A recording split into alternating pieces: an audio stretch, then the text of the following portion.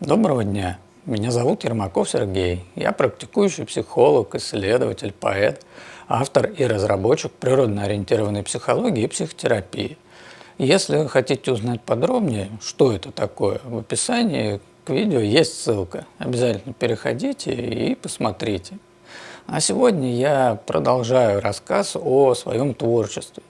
И напомню, что видео из этого цикла собраны в специальный плейлист. Подписывайтесь, будет интересно. Начав готовить материал для сегодняшнего видео, я понял, что есть еще множество нюансов, касающихся именно творческого процесса, которыми я хотел бы поделиться с вами. Поэтому это видео будет общим, ознакомительным. А вот уже в следующий раз мы перейдем к разговору о моем первом поэтическом сборнике.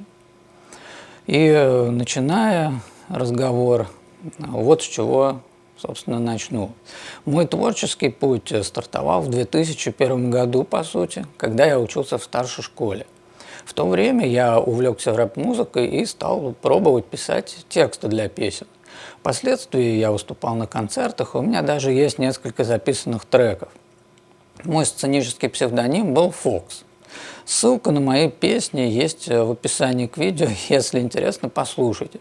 Музыка, так в целом примитивная, но для меня в этом главная поэтическая составляющая. И вот когда люди узнают, что я поэт, часто спрашивают, а кто повлиял на мое творчество. Действительно, были такие люди, но это не какие-то поэты или писатели, а музыканты. А если точнее, то это лидер группы «Пикник» Эдмунд Шклярский и «Дельфин», его зовут Андрей Лысиков. И вот то, как эти исполнители подходят к работе с языком, как используют его для создания нестандартных поэтических форм, дало мне понимание, что лучший способ выразить себя в поэзии – это лингвистические эксперименты. И именно вот такие эксперименты в итоге позволили мне сформировать собственный стиль. Кстати, если говорить о жанрах, в которых я пишу, то это в основном символизм, абстракционизм и мистицизм. В своей поэзии я много внимания уделяю символам и образам древнеславянской, древнескандинавской, древнеиндийской, древнеяпонской культур, а также использую знания из области физики. Я принципиально не использую современных слов, как не использую и контекст современных событий. Я это делаю для того, чтобы поэзия оставалась вне времени. Именно поэтому, кстати, первый мой поэтический сборник так и называется «Вне времени».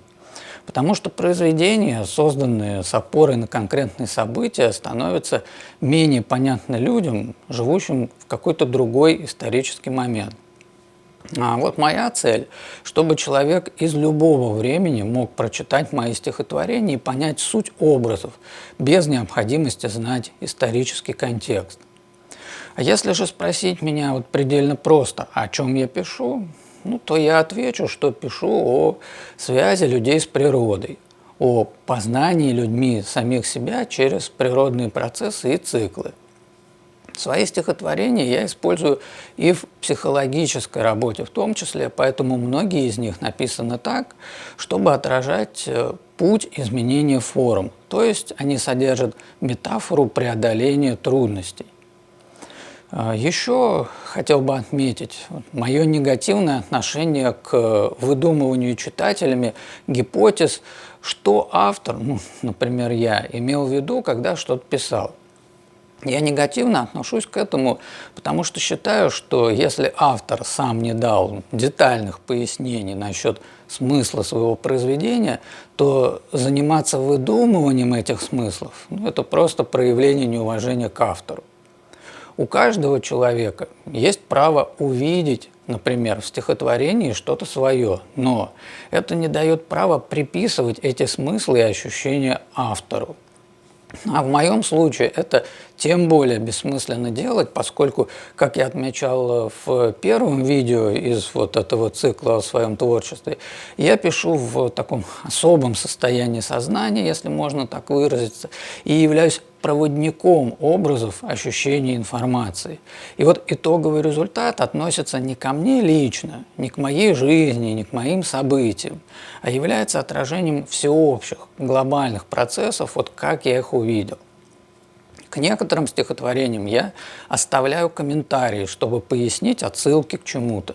Но моя цель, чтобы читатели смотрели внутрь и вокруг себя, а не пытались смотреть зачем-то внутрь меня.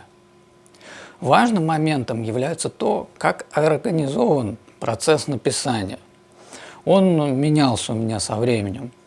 Первые два сборника были написаны спонтанно, без какой-либо системы. Но потом я понял, что можно систематизировать процесс. И систематизация нужна, чтобы успеть подготовить материал и равномерно распределить творческие усилия. Первым вариантом такой систематизации стало разделение написания сборника на 3 части и распределение этих частей на год. Я назвал эти периоды выплесками. Вот каждый такой выплеск длился по 5 дней, во время которых я писал 50 стихотворений. Таким образом, каждый мой сборник, кроме первых 2, содержит 150 стихотворений. Однако затем я понял, что растягивание создания сборника на год затрудняет сохранение концентрации на выбранной заранее главной теме сборника. И вот тогда я придумал новую систему, которой пользуюсь и по сей день. Уже несколько лет подряд я пишу по 2 поэтических сборника в год. Первый я пишу с марта по май, то есть это между праздниками Астары и Лита, а второй с июня по август, это между праздниками Лита и Мейбен. Это время выбрано мной не случайно. Оно соответствует природному циклу максимального расцвета и дает мне возможность, опять же, максимально эффективно использовать свои силы через процессы слияния с природой. Весной я пишу по 2 стихотворения в день, и таким образом создание вот этого весеннего сборника занимает 75 дней. А летом я пишу по 3 стихотворения в день, и создание сборника занимает уже 50 дней. При переходе к такой системе я стал писать более объемные стихотворения в более размеренном темпе, что позволило мне повысить качество материала и отточить свой стиль повествования. А вот еще несколько интересных технических моментов. У меня всегда под рукой тетрадь, ручку или смартфон, чтобы быстро зафиксировать слова, фразы или образы, которые внезапно появляются. Именно это я называю подготовить материал. Я выбираю главную тему сборника, она всегда отражена в названии, и вокруг этой темы интуитивно строю весь сборник. Таким образом, к моменту начала написания все 150 будущих стихотворений уже созданы на уровне названий или первичных образов.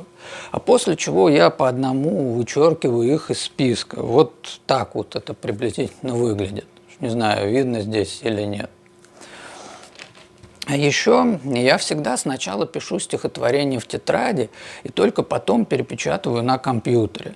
Это, во-первых, создает более естественную и медитативную атмосферу погружения в творческий процесс, а во-вторых, написание сборника на бумаге является, лично для меня, метафорой рождения. И вот, собственно, готовый мой сборник, вот он выглядит вот так, это вот целая тетрадь. И на этой ноте будем разговор завершать. Впереди нас ждет еще много информации о творчестве, а сейчас я благодарю всех, кто досмотрел видео до конца, и напомню, что если вам необходима психологическая помощь, обращайтесь. У меня обширный опыт успешной работы с самыми разнообразными психологическими проблематиками. А под этим видео вы найдете несколько полезных ссылок обо мне, а я желаю вам всего наилучшего и говорю до встречи.